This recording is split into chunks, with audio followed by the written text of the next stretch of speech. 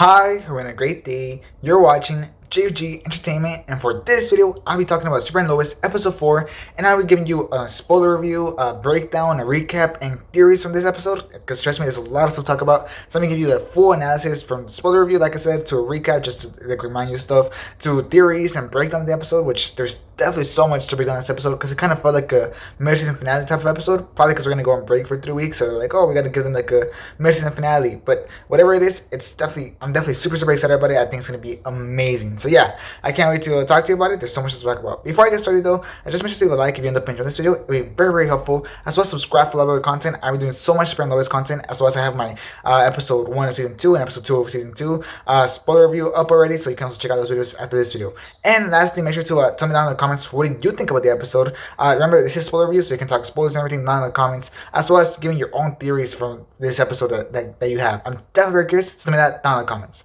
Okay, let's get started.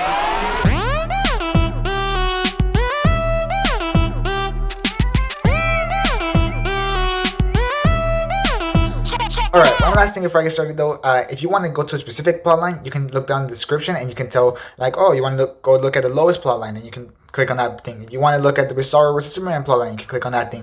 If you want to look at Lana, you can click on the description, and there'll be like time codes. So if you want to skip to a certain topic, you can do that down in the comments. Okay, now let's get started with the actual thing. So this episode focused a lot more on Lois's plot with Christine against her sister Lucy and Allie Alston. So that was definitely very interesting because we haven't had a lot of development for that. We've had it like kind of going in the background, and I was like, I don't know where they're going with this. And then finally in this episode, they like paid it off a lot. Like they definitely focused on it a lot. It's super hardcore. So yeah, that was pretty cool. So we finally got some payoff, some actual focus on it. So I thought that was awesome.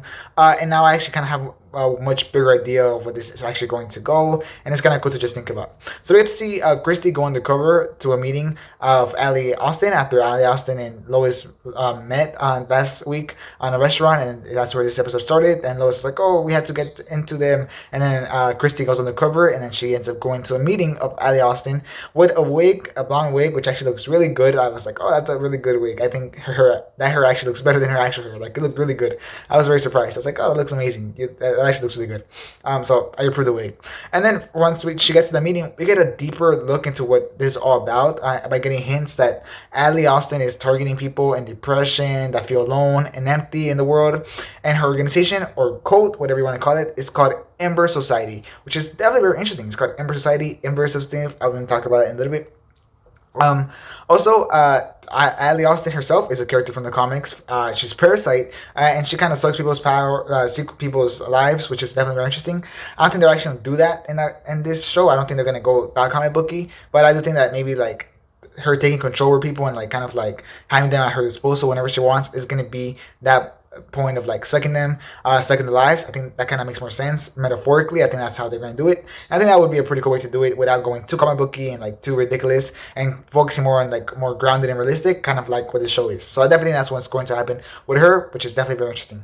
We also found out that Lucy herself saw herself whenever she was doing whatever Allie told her to do. We don't exactly know whatever Allie told her to do, but we do know that she told her to do something pretty bad because Lois is pretty mad about it, and that Lucy saw herself before Lois stopped her. So that was definitely very interesting, the fact that she said that she saw herself. I don't exactly know what to make of that, but the fact that she saw herself is something super interesting and weird. So we'll find that out for sure in a little bit. Probably, hopefully, as the season goes on. Hopefully sooner rather than later. And also that Lois didn't stop doing what she was doing because she wanted to, but she stopped it because Lois made her have no choice and literally stopped her from doing it. So that was very interesting. It wasn't like, oh yeah, Lucy was about to die and Lois saved her life. No, it was more like Lucy really wanted to do this, and Lois stopped her and forced her to stop. So that was definitely interesting. There's definitely like a shift there, and I can definitely see why Lucy's kind of mad that it's twisting the words, even though obviously Lucy's getting manipulated and I hate it, but still, that's definitely very interesting. Ultimately, we do see that Christy lost her trust in Lois, especially after that camera got framed whenever Lois and Lucy were like fighting, and the camera was there and it was framed, which I thought was super interesting. I was like, oh wow, that's a super cool idea, super cool concept. I would have never thought of that she was getting framed. I really didn't see that coming, so I was like, wow, that was incredible. The girl was really smart, so that was pretty good. And Christy lost her trust on her, and even at the end, she even called Allie and told her what's the truth behind Lois Lane, and that's kind of like a hint that she might join the cult. I can definitely see her join the cult. I can also definitely see her stop herself. It's definitely going to be a very interesting kind of close type of thing. I'm definitely very curious. Hopefully, she doesn't join it, but I do think that it would make for a very interesting plotline if she did join it. We do know that she is a series regular for this season, so that means she's gonna be in almost every episode of the season. So she has to play some kind of really important role into the season. Some theories that I do have on this plotline is that Bizarro could somehow be connected to this kind of cult organization, with hints such as the organization themselves being called Inverse, which like Inverse, Bizarro is like the Inverse Superman, and the organization is called Inverse. So it's definitely like a very interesting thing. It's like Inverse. They're definitely focusing a lot on the Inverse, and also Lucy saying that she saw herself, like I mentioned earlier. That was definitely a very interesting concept that they did introduce to her, and she saw herself, which also Superman and Bizarro are like the same person, like they're seeing each other. So it's like definitely very interesting. I don't know where they're gonna go with it, but I'm definitely very curious. I definitely think there might be some sort of connection there. I do think that both villains are gonna get interwoven closely, because remember, I definitely think this plotline is gonna go way bigger. Because if I remember last season, whenever Lois was investigating Morgan Edge, that went super big, and it became like a super big thing. Even though at the start it seemed like it was very separated from whatever was going on with Captain Luthor at the time. At least we thought Captain Luthor, whatever was going on with him, and then there was Morgan Edge, and we thought, oh, that's completely different. And then they interwoven by Morgan Edge being the one that brings all the Superman back, you know what I mean? And that was definitely very interesting. And I do think that these two plotlines are definitely gonna get interwoven, probably somewhere in the middle of the season. I think that's when they're gonna get interwoven. I think that's going to be amazing, and I definitely can't wait to see how they do it. I definitely have trust in the writers, so we'll see. But there's definitely gonna be something super big behind this. We'll see if it's that they did create Bizarro, or there's somehow connected to Bizarro. We'll find out. I'm definitely curious. Moving on to another plotline talking about Bizarro, we're gonna move on to Bizarro. And in this episode, he attacks Superman in his farm, and the crystal he has on his chest seems to be absorbing him and combining both of them together, or sucking the life out of Superman. I'm not entirely sure what happened, but whenever he was going there, first of all, Superman saw that, so they're getting visions. So we see that they both get visions, and they both get to see wherever they're at and whatever they're doing, which is super interesting. I definitely think that's pretty awesome. Kind of reminds me of like the Force thing in The Last Jedi, whenever they could see Kylo Ren and Rey could see whatever they were doing with the Force. I think that's really a cool concept, and the fact that we're getting this now is like an advantage and disadvantage. It kind of also reminds me of Savitar in The Flash season 3 type of thing. But yeah, it's super interesting to see that. But then he goes to the farm, and he looked really cool. That was like a really cool shot whenever he was just standing there and started fighting ish. Like it was a weird fight for sure, but it was a fight. I would count it. And then he starts like sucking the life, I think, of Superman or something. Like his arms kind of started turning black, like his hands. So I'm sorry. So I don't really know what was going on there. I'm definitely curious to see, like, oh, is he like getting sucked into Bizarro, and then Bizarro will become like full again, or like what's exactly going on there? I don't really know what's going on there. But Clark was getting beaten, and then Steel grabbed the hammer without anything, which is like, oh, that looks painful. And he threw his hammer, and he beat or he made Bizarro run, which is pretty cool. And then he hurt his hand, and that just goes to show you how much I really like John Henry Irons. Like the fact that he was willing to do that is amazing. He's a great human being. He's a great hero. He's a hero we deserve. He's incredible, and honestly, I love him so much. He's just probably my second favorite character of the show. He's just so good, and we're gonna talk more about him in a little bit. Trust me. So after that, we started to see also at the start of the episode, at the very start of the episode, we said that Bizarro was trying to destroy the crystal or something with his fire breath. I don't know what's going on there, but he was trying to do something with his fire breath against the crystal. So I don't really know what's going on. It seems like the crystal's kind of affecting him too. I'm not entirely sure what's going on there. I'm definitely very curious. It's definitely very mixed on messages, because I don't really know what's going on. However, it was cool to see his fire breath, since he's the opposite of Superman. Superman has ice breath, he has fire breath, which is super awesome. I was like, oh, that's so cool. I love how they use that. Okay, moving on. Steel then finds a way to track him using the DoD satellites, and then Superman gives the tracking thing to Anderson, counting on him to tell him where Bizarro is without telling his team, which obviously we all know that wasn't going to happen. And Anderson ended up sending his team of Superman of America, and two of them died, which is a super powerful scene. Whenever he just snapped their necks, I was like, wow, that was intense. That was super cool. And just the shot whenever the Team America goes there and Bizarro's just looking at them, like that looked awesome. Like the cinematography in this episode looked incredible. Like the cinematographer did a great job, and so did the director. They did a really good job in this episode. And then Superman finds out of this by his headaches, which is how we see that their necks got snapped, which is super cool. But the headaches, or I don't know what to call them. I'm just gonna call them headaches, I guess, or migraines. I don't know what to really call him. But that was pretty cool. The way that he finds out and he starts flying over there, that was pretty awesome. So he goes to Bizarro and breaks out the fight, or kind of like starts fighting Bizarro, saving Tag just in time. Like Tag was about to die, and he just saved him just in time. And yet Superman still loses, but Tag did escape, and he actually took the crystal that belongs to Bizarro, which I definitely think is going to play very importantly to the rest of the season. I do wonder if he's going to give it to Anderson, I really hope he doesn't, because I'm definitely very curious. I'm definitely very scared what would happen if he gave it to Anderson. Hopefully he gives it to Superman or something. I'm not too sure what he wants to do with it, but hopefully not Anderson. I don't want to give it to Anderson. But whatever, he takes the crystal, which definitely is going to come back later. I don't think a lot of people are paying attention to that, but he took the crystal, which is super important.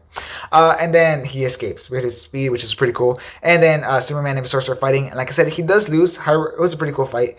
And Steel joins the battle to help him with his broken suit. Like, they really should have fixed that suit like immediately after it got hurt, because they really need Steel a lot, apparently. Like, really, really cool. So he goes there in critical state, and he throws a hammer, and he actually does a lot of damage to Bizarro. But Bizarro comes back, and he like throws him, and like he definitely like hits Steel very hard, and he throws him to the ground like super hard. And then Superman gets mad, and he like lasers him, and like it turns into this really, really cool fight. And I thought it was amazing, amazing, amazing. However, John Henry Irons did get hurt, which is so sad. I can't believe he got hurt. I feel so bad for him. Like, he's such a great character. I hate that he keeps getting hurt. I feel so bad for him. But I do like how they did that scene whenever he had like the X-ray vision, Superman, and he looked at what was going on with his brain and everything. I thought that was super, super cool. I was like, oh, that's so awesome. I absolutely love that. So definitely love that thing with him. Like, I think that's super awesome that he sees injuries like that. I never thought of it that way, but I love that they did that directing choice, because it made me visualize more what it's like to be Superman. So that was pretty cool. And obviously, they have to tell Natalie, and obviously she doesn't take it right. Obviously, why would you take it right? But that does kind of give a hint that she's going to maybe become the next Steel after John Henry Irons, because it seemed like he got some sort of brain damage, or he definitely hit his brain somewhere, or his head. It was something with his head, because he had like a whole bandit on and everything. So something happened to him in his head. So maybe he can't be Steel anymore because of his health. We'll see. But I do think that if that is the case, Natalie can take over Steel, because in the comics she does become Steel. So they could do that. I think that would be awesome. I'm not entirely sure what they would do with John Henry Irons then. Like, I don't want him to like take the back seat, because he's such a great character. So I'm not entirely sure what they're gonna do with this storyline. But something has to come out of it. I don't think they would waste their time for him to get hurt for no reason. Something will come out of it, and I'm just definitely curious to see what it is that comes out of it. So that's great. That's definitely interesting. So I was saying, the cinematography looked very amazing throughout this whole episode, and especially throughout that fight. And the CGI was also great, like really great. Like, wow, they really have an amazing budget and amazing visual effects for the budget that they do have. Like, it's sometimes I was thinking, am I watching him as a Steel here? Like, it looked really, really good. So that was great. And also, they did a really great job of making you feel stakes and tension by killing those kids and then hurting John Henry Irons. They definitely made that tension feel and the stakes, and that's why I'm sad that it kind of felt like a mid-season finale, because there was so much stuff happening and so much tension was going on. So I definitely love that. Okay, moving on to a different storyline, and that's going to be Jonathan. And Jonathan had a story of his own with taking the ex-kryptonite drugs to enhance himself in football practice, which is something interesting. I didn't know. If it wasn't first season, like, if I would have guessed what was his storyline would be in the second season, I would have never guessed for him to take drugs of ex-kryptonite. But I think it makes a lot of sense in character that he is. So it sucks for him. Like, it sucks like he's doing bad things, but it makes a lot of sense for his character. And we actually saw some really cool effects and directing from this, with his eye kind of like being able to focus from really far away and zooming in and zooming out. I think that was super awesome. Handled incredibly well from the directing team. Like, I had no idea how they would do that, but I think that was amazing. And in the preview for the next episode that we do get to see after the end of every episode, we see that Jonathan kind of loses control and starts fighting Jordan, which means that Jordan probably found out that he's taking drugs, and then he kind of like tries to tell him to stop, and then Jonathan probably gets mad and a fight breaks out or something, which is definitely very interesting. I'm definitely curious to see what's going to happen there. But for sure, I think Jordan's definitely going to find out that he's taking those drugs, because he was able to like push Jordan to the ground and like start fighting. So we'll see. I'm definitely curious to see what they're going to do with his storyline. Like, will he get addicted to it? Will he stop just in time? I'm not totally sure, but there's definitely so much potential in this storyline, and I definitely like the way that they're taking this route, because I think it just makes a lot of sense in the show. Alright, moving on to the next plotline, and I kind of already started talking about him, and that is going to be Jordan. And Jordan now wants to use his powers for good, as seen in the shop, in the scene in the shop, whenever he like sees that some people want to steal something, and he does like the ice spread thing, which was super cool. Obviously, it was for like a really small shop, and I liked the grandpa's reaction. He was like, "Why would you do that in a shop?" Which I think was hilarious. I was like, "Yeah, he's kind of right. Why would you do that in a shop?" But it was still pretty fun, and obviously we see that he's really has a lot of good in his heart, and he really wants to help people. Which at the start of it, I was like, I'm not sure entirely sure what the scene's purpose was, but then at the end we had to see that, oh crap, the grandpa is going to train him, which is super interesting, and he will obviously end up becoming Superboy. Like, they're really setting him up to become Superboy, which is super awesome, and like, yes, that's so cool. So that's so cool that he's finally going to get trained. I really like that. Kind of gives me kind of like Oliver and Barry vibes, where like feel like General Lane will like shoot arrows in his back or something. You know, it kind of gives me those type of vibes. So I'm definitely curious to see how the training goes. I don't know if it's gonna go good or bad, but I'm definitely very, very curious. And obviously, I can't wait to see the finale where I think Jordan's gonna be like a beast already. Like, he's gonna be incredible. So that's gonna be amazing. Okay, we're on to the last plot line, but not the least important, but still the last one I touched in this video. And that's going to be the Lana plot line for Mayor. And here we see a lot of different things from her plot line, from how they're trying to find secrets from her family, from our family, and they start asking around about Sara, which is definitely very interesting. And whenever they do end up talking to the other candidate or like the ex-mayor, and they started saying, "Oh, you're trying to mess with my kids now?" It's like, kids are off limits. And he said, "I agree, kids are off limits. Kids are off limits." And I do think that he was telling the truth. I don't think he was lying on that. So I think that maybe Allie, which is the girl that Lois is investigating, is the one that is asking around about Sara, because you know Sara, they tried to kill herself, and maybe Allie's like, "Oh, maybe she's in a tough spot. Maybe I should take her in." Maybe. I don't really think that the mayor would touch on Sara. We'll see, but I don't think that he would do that. I think it might be something to do with Allie. I think it would make a lot more sense after the promise that he made. So we'll see. I mean, he's definitely very dirty and everything, but we'll see. I think I believe him in this case, and I think it might be Allie, the one that's trying to do something to Sara, which would be a nice way to cross stories, which I definitely think that would be nice. However, we do get the revelation that Kyle cheated on Lana, which was done in a very good scene, the way that it was all revealed. Like, he went to the bar, and then you think, oh, it's going to be like him maybe trying to like stop himself from drinking, and then we get the revelation that it was the girl. Like, the girl, he has to talk to the girl to not expose him, which is super interesting. And I'm like, oh wow, that's I did not expect that. It's definitely something very deep, something definitely very sad. It's going to be devastating to see this blow up. I mean, I think it might blow up in the next episode, because the preview kind of showed Kyle talking to Clark and saying, "Oh, I did something that's gonna hurt all my whole family" or something. So it might blow up next episode, but whenever it does blow up, it's gonna be devastating. It's gonna be make for such an amazing scene and such amazing acting, but it's gonna be so devastating emotionally. Like, oh no, like it's gonna suck. But yeah, that's what happened in this episode. There's definitely so much stuff that happened in this episode. I hope you enjoyed it. This was kind of my breakdown, recap, spoiler review type of thing. I really thought this episode was amazing. Like, it was so good. Like I said, it felt like a season finale. The stakes were there. There was so much plot lines going on, which was my only complaint. Maybe there was a little bit too much going on, but it's still like it always kept me entertained, because there was so much going on. I love all the character moments, like that character moment with Sara being like, "I don't care, it should be good that now I've moved so far past me trying to kill myself." I think that was a great character moment. Whenever Jordan tries to stop the guys from stealing something, great character moment.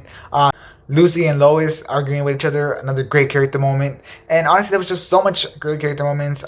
John Harry Irons kind of like talking to Clark, another great character moment. Like, all these character moments I think were just amazing. John Harry Irons is like, his story is just so incredible. Like, the way that he was just willing to sacrifice it all, knowing that obviously he didn't have any more things on his suit. Like, he was just willing to sacrifice it all for the good of Clark. Like, you really feel like he's just such a, like, his character is just full of tragedy, and it's so sad, and he's just such a great character. I absolutely love him. But yeah, this was a great episode. I would probably, if I had to give it like a number score, probably like a solid 9 out of 10. It was really, really good, and I was definitely very impressed by it. So yeah, tell me what you thought about this episode down in the comments. Did you like it? Did you not like it? Did you love it like me? I'm definitely very curious. So some of your own theories. Do you agree with any of my theories? I'm all curious to hear your own opinions. So tell me that down in the comments, as well as subscribe for a lot of the content on Sara and Lois.